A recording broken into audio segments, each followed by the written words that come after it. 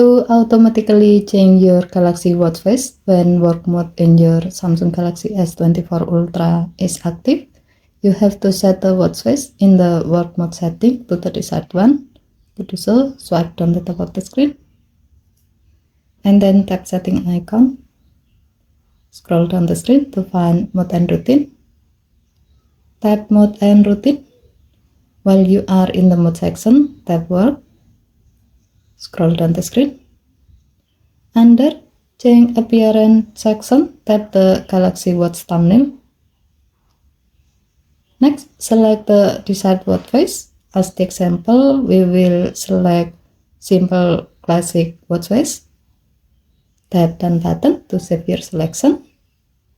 With this setting, when work mode is active, your phone will automatically use the selected watch face for your Galaxy Watch. Okay, thank you for watching. Please help to like and subscribe.